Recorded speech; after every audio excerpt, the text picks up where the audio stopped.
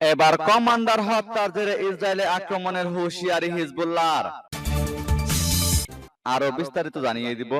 এদিকে আমেরিকা ও পশ্চিমাদের জন্য পরিস্থিতিকে জটিল করে তুলেছে ইয়েমেন। আবারও পাকিস্তানে বোমা হামলায় সাবেক সিনেটর সহ নিহত অন্তত 5 জন। এদিকে ক্ষেপণাস্ত্রে এগিয়ে গেল উত্তর কোরিয়া। আরো জানিয়ে দিব, এবার ইসরায়েলের হামলায় গাজায় নিহত 38,000 ছাড়ালো। এদিকে মহাকাশে আরো 2টি স্যাটেলাইট পাঠাচ্ছে ইরান। এবার ফিলিস্তিনিদের নিয়ে ফের বিশ্ববাসীর কাছে যে আহ্বান জানালেন এরদোগান। এবং সর্বশেষে জানিয়ে দিব, এদিকে আঞ্চলিক নেতাদের মার্কিন আধিপত্যবাদ রুখে দেওয়ার আহ্বান শি জিনপিং এর। শুনছিলেন সংবাদ শিরোনাম, এখন বিস্তারিত। তবে তার আগে অনুরোধ থাকবে, এই ভিডিওতে একটি লাইক দিন এবং কমেন্টস করে জানিয়ে দিন আপনি কোন জেলা থেকে বা কোথায় থেকে আমাদের সাথে যুক্ত রয়েছেন, এবং সংবাদের সর্বশেষ গুরুত্বপূর্ণ আপডেট পেতে চ্যানেলটি সাবস্ক্রাইব করে আমাদের সঙ্গেই থাকুন। এবার কমান্ডার হত্যার জেরে ইসরায়েলে আক্রমণের হুঁশিয়ারি হিজবুল্লাহর। ফিলিস্তিনকে সমর্থন দিতে তাদের হয়ে ইসরায়েলের সঙ্গে সংঘাতে জড়িয়েছে হিজবুল্লাহ। সেই সংঘাতে এখন ইসরায়েল সেনাদের হামলার শিকার হতে হচ্ছে তাদেরকেও। সেই হামলাতেই নিহত হয়েছেন হিজবুল্লাহর এক কমান্ডার, যে হত্যার প্রতিশোধ নিতে ইসরায়েলের নতুন সাইটে আক্রমণের হুঁশিয়ারি দিয়েছে হিজবুল্লাহ। খবর বার্তা সংস্থা রয়টার্সের। ইসরায়েলের হামলায় হিজবুল্লাহর এক শীর্ষ কমান্ডার নিহতের ঘটনায় বৃহস্পতিবার ইসরায়েলে হামলা চালানোর কঠোর হুঁশিয়ারি দিয়েছেন গ্রুপের ঊর্ধ্বতন কর্মকর্তা হাসেম সাফিউদ্দিন। ইসরায়েলের নতুন কোন অবস্থানকে লক্ষ্য করে হামলা চালানোর হুমকি দিয়েছেন তিনি। কমান্ডারের শেষকৃত্য বক্তৃতাকালে সাফিউদ্দিন বলেন, হামলার প্রতিক্রিয়া ধারাবাহিকভাবেই চলতে থাকে, আর এই সিরিজটি এমন নতুন সাইটগুলোকে লক্ষ্যবস্তু করতে থাকবে যা শত্রুরা কল্পনাও করেনি, যেখানে তাদের আঘাত করা হতে পারে। কমান্ডার হত্যার জেরে প্রতিশোধ হিসেবে বৃহস্পতিবার অন্তত 200টি রকেট এবং প্রায় 2 ডজন ড্রোন নিক্ষেপ করেছে হিজবুল্লাহ। এদিকে আমেরিকা ও পশ্চিমাদের জন্য পরিস্থিতিকে জটিল করে তুলেছে ইয়েমেন। ইয়েমেনের সশস্ত্র বাহিনীকে মোকাবেলা করে লোহিত সাগরে আন্তর্জাতিক জাহাজ চলাচল নির্বিঘ্ন রাখার ক্ষেত্রে মার্কিন নৌবাহিনী ও তার মিত্ররা ব্যর্থ হয়েছে বলে স্বীকার করেছে আমেরিকার ফরেন পলিসি ম্যাগাজিন। গতকাল প্রকাশিত নিবন্ধে ম্যাগাজিনটি লিখেছে, ইয়েমেনের বিরুদ্ধে মার্কিন নৌজোটের জন্য একটি গুরুত্বপূর্ণ সমস্যা হচ্ছে সানার বিশাল অস্ত্র ভান্ডার। পর্যাপ্ত গোলাবারুদের অভাবে মার্কিন জোট ইয়েমেনের কাছে চরম মার খাচ্ছে। ইয়েমেনের বিরুদ্ধে সামরিক অভিযানে আমেরিকা, ব্রিটিশ নৌজোট এবং তাদের ইউরোপীয় মিত্রদের বিশাল ক্ষয়ক্ষতির কথা উল্লেখ করে ফরেন পলিসি লিখেছে, আমেরিকার নৌবাহিনী এবং তার মিত্ররা লোহিত সাগরে কয়েক মাস ধরে ব্যাপক নৌ অভিযান চালিয়েছে, কিন্তু লোহিত সাগরকে সুরক্ষিত করতে তো পারেনি, বরং পরিস্থিতিকে আরো জটিল করে তুলেছে। পার্স টুডে জানিয়েছে, সামরিক বিশেষজ্ঞদের বক্তব্যের বরাত দিয়ে এই মার্কিন ম্যাগাজিনটি আরো লিখেছে, ইয়েমেনি সশস্ত্র বাহিনী তাদের আশ্চর্যজনক ক্ষমতা প্রমাণ দিয়েছে এবং তারা ব্যাপক সক্রিয়। একই সাথে তাদের কাছে একটি বড় অস্ত্রাগার রয়েছে, যা পশ্চিমা নৌজোটের জন্য সমস্যা সৃষ্টি করেছে। ফরেন পলিসি স্বীকার করেছে যে সানার হামলার জন্য শুধুমাত্র ইসরায়েল বা ইহুদিবাদী শাসক গোষ্ঠীকে সমর্থনকারী দেশ এবং মার্কিন যুক্তরাষ্ট্র সহ ইয়েমেনে হামলাকারী দেশগুলোর সাথে সম্পর্কিত জাহাজগুলো। ফরেন পলিসি জানিয়েছে যে মার্কিন নৌবাহিনী এবং দেশটির সামরিক শিল্প সংস্থাগুলো বিশেষ করে রেথিয়ন ইয়েমেনি অস্ত্রের মোকাবেলায় সস্তা অস্ত্র সরবরাহের উপায় খুঁজছে। এবার পাকিস্তানে বোমা হামলায় সাবেক সিনেটর সহ নিহত অন্তত 5 জন।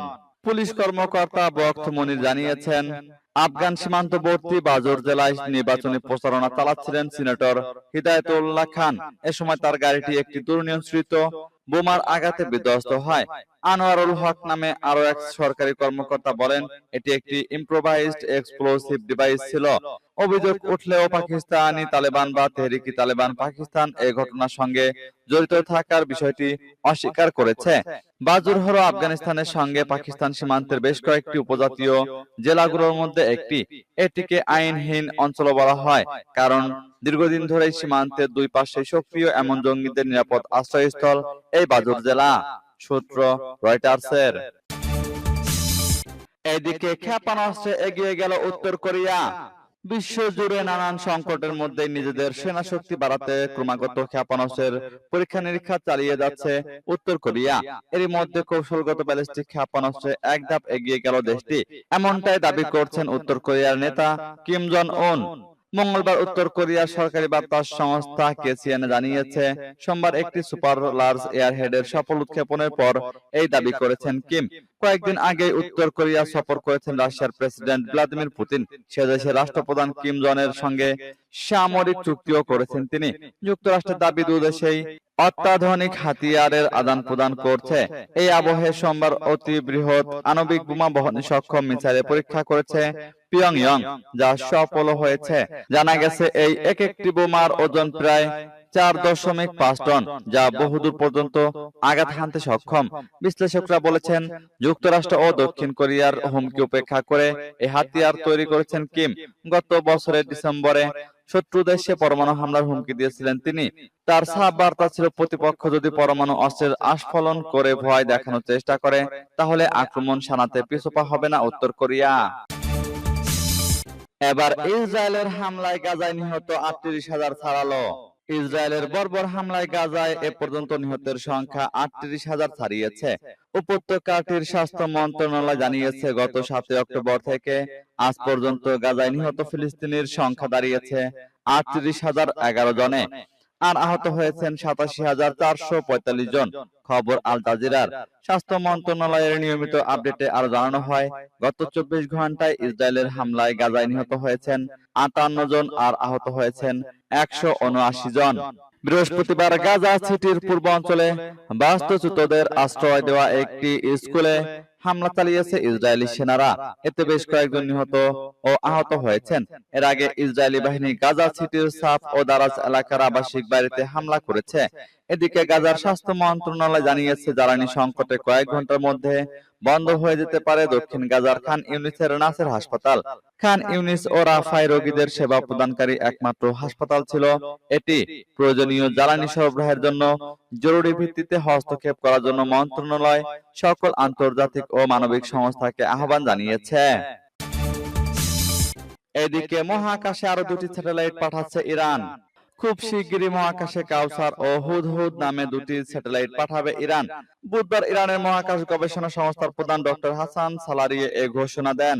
তিনি বলেন, আশা করা হচ্ছে চলতি বছর হবে ইরানের স্যাটেলাইট, বিশেষ করে বেসরকারি খাত থেকে তৈরি স্যাটেলাইট পাঠানোর জন্য ফলপ্রসূ একটি বছর। ইরানি মহাকাশ গবেষণা সংস্থার প্রধান জানান, কাউসার স্যাটেলাইটটি একটি সংবেদনশীল স্যাটেলাইট এবং ইরানের মহাকাশ গবেষণা সংস্থার তোলা ছবি কেনার জন্য একটি চুক্তি চূড়ান্ত করেছে। উদ্যোগটি বেসরকারি খাতকে সমর্থন এবং এর মহাকাশ পণ্যগুলোর জন্য একটি বাজার গড়ে তোলার ক্ষেত্রে একটি গুরুত্বপূর্ণ পদক্ষেপ। অন্যদিকে হুদহুদ স্যাটেলাইটটি গবেষণা এবং যোগাযোগ দুই কাজেই ব্যবহার করা হবে এবং উভয় স্যাটেলাইট একযোগে উৎক্ষেপণ করা হবে। শিগগিরই স্যাটেলাইট দুটি উৎক্ষেপণের সুনির্দিষ্ট সময়সূচি ঘোষণা করা হবে বলেও জানান ডক্টর হাসান। তিনি বলেন, বর্তমানে বেসরকারি খাতে নির্মাণাধীন বেশ কয়েকটি স্যাটেলাইট চলতি বছরের মধ্যেই উৎক্ষেপণ করা হবে। উল্লেখ্য, পশ্চিমা দেশগুলোর নিষেধাজ্ঞা সত্ত্বেও ইরান তার বেসামরিক মহাকাশ কর্মসূচিতে উল্লেখযোগ্য অগ্রগতি অর্জন করেছে। দেশটি স্যাটেলাইট বিকাশ এবং স্থাপনের ক্ষমতা সহ বিশ্বব্যাপী শীর্ষ 10টি দেশের মধ্যে স্থান করে নিয়েছে। এর আগে চলতি বছরের শুরুর দিকে সফলভাবে মাহদা নামক একটি গবেষণা স্যাটেলাইটও উৎক্ষেপণ করেছে ইরান।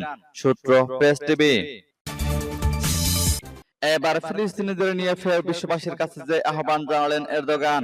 ইসরায়েলকে বিশ্ববাসীর উপর গণহত্যা চালানো বন্ধের আহ্বান জানিয়েছেন তুরস্কের প্রেসিডেন্ট রিসেপ তাইপ এরদোগান। তিনি বলেছেন, গাজা উপত্যকার ধ্বংসাবশেষের নিচে 16 বছরেরও বেশি নিষ্পাপ শিশুর লাশ পড়ে রয়েছে। প্রায় 9 মাস ধরে ইসরায়েলি বাহিনীর আক্রমণের শিকার হচ্ছে গাজাবাসী। বৃহস্পতিবার কাজাখস্তানের রাজধানী আস্তানায় সাংহাই কোঅপারেশন অর্গানাইজেশনের শীর্ষ সম্মেলনে তিনি এসব কথা বলেন। এরদোগান বলেন, ইসরায়েলকে থামাতে হবে, গাজায় ইসরায়েলের স্থায়ী যুদ্ধবিরতি মেনে নিতে বাধ্য করতে হবে। ইসরায়েলি প্রশাসনের উপর চাপ বাড়াতে বিশ্বের অন্যান্য দেশগুলোর প্রতি আহ্বান জানিয়েছেন তিনি। তুরস্কের এই নেতা বলেন, সব বাধা সত্ত্বেও আমরা শান্তি, নিরাপত্তা, স্থিতিশীলতা এবং সমৃদ্ধি নিশ্চিত করার জন্য একটি কার্যকর ও অন্তর্ভুক্তিমূলক আন্তর্জাতিক ব্যবস্থা গড়ে তুলতে কাজ করছি। ইসরায়েল যুদ্ধবিরতির দাবিতে জাতিসংঘের নিরাপত্তা পরিষদের একটি প্রস্তাব লঙ্ঘন করেছে। গত 7 অক্টোবরের পর থেকে ফিলিস্তিনি গোষ্ঠী হামাসের হামলার পর থেকে গাজায় তার ক্রমাগত নৃশংস আক্রমণের মধ্যে আন্তর্জাতিক নিন্দার সম্মুখীন হয়েছে। গাজায় ইসরায়েলি বর্বর হত্যাযজ্ঞে প্রাণহানি বেড়ে 38,000-এ দাঁড়িয়েছে। গত বছর 7 অক্টোবর থেকে এখন পর্যন্ত 38,011 জনের প্রাণ হারিয়েছেন। এদিকে আঞ্চলিক নেতাদের মার্কিন আধিপত্যবাদ রুখে দেওয়ার আহ্বান শি জিনপিং এর। কাজাখস্তানে চলছে সাংহাই কোঅপারেশন অর্গানাইজেশনের নিরাপত্তা বিষয়ক শীর্ষ সম্মেলন। এর এক ফাঁকে বৈঠক করেছেন রাশিয়ার প্রেসিডেন্ট ভ্লাদিমির পুতিন ও চীনের প্রেসিডেন্ট শি জিনপিং। বিশ্বজুড়ে মার্কিন আধিপত্যবাদকে মোকাবেলার কৌশল নিয়ে আলোচনা করতেই বুধবার বৈঠকে বসেন এই দুই শীর্ষ নেতা। বৈঠকে সদস্য দেশগুলোর রাষ্ট্রপ্রধানদের মার্কিন আধিপত্যবাদ রুখে দেওয়ার আহ্বান জানিয়েছেন শি জিনপিং। এমন একটা সময় নিরাপত্তা নিয়ে এই শীর্ষ সম্মেলন হচ্ছে যখন চীন এবং রাশিয়া তাদের সম্পর্ক আরো জোরদার করছে। গত 2022 সালে পুতিনের বেইজিং সফরকালে চীন ঘোষণা দেয় যে রাশিয়ার সাথে তাদের সম্পর্কে কোনো সীমারেখা থাকবে না। ইউক্রেনে মিত্র রাশিয়ার যুদ্ধের ক্ষেত্রে চীন এরকম নিরাপত্তা পালন করছে। এই সম্মেলনে দুই দেশই মার্কিন বিরোধী প্রচার চালিয়েছেন, একই সঙ্গে বন্ধুপ্রতিম দেশগুলোর মাঝে সম্পর্ক দৃঢ় করার উপর জোর দিয়েছেন। পুতিন শি জিনপিং এর বৈঠক নিয়ে ক্রেমলিন কর্মকর্তা ইউরি উশাকভ বলেন, আমরা বিশ্বাস করি যে সাংহাই কোঅপারেশন অর্গানাইজেশন তার সাথে দ্বিতীয় গুরুত্বপূর্ণ প্রতিষ্ঠান ব্রিক্স নতুন বিশ্ব ব্যবস্থার প্রধান স্তম্ভ, প্রকৃত অর্থে বহুমাত্রিক বিশ্ব ব্যবস্থা প্রতিষ্ঠার তালিকা শক্তি। অন্যদিকে চীনের রাষ্ট্রীয় সম্প্রচারকারী টিভিতে শি বলেন, বাহ্যিক হস্তক্ষেপ প্রতিরোধ করার জন্য আমাদের একসাথে কাজ করা উচিত এবং দৃঢ়ভাবে আমাদের নিজস্ব ভবিষ্যৎ এবং ভাগ্য নিশ্চিত করার পাশাপাশি আঞ্চলিক শান্তি ও উন্নয়নে আমাদের ভূমিকা রাখতে হবে।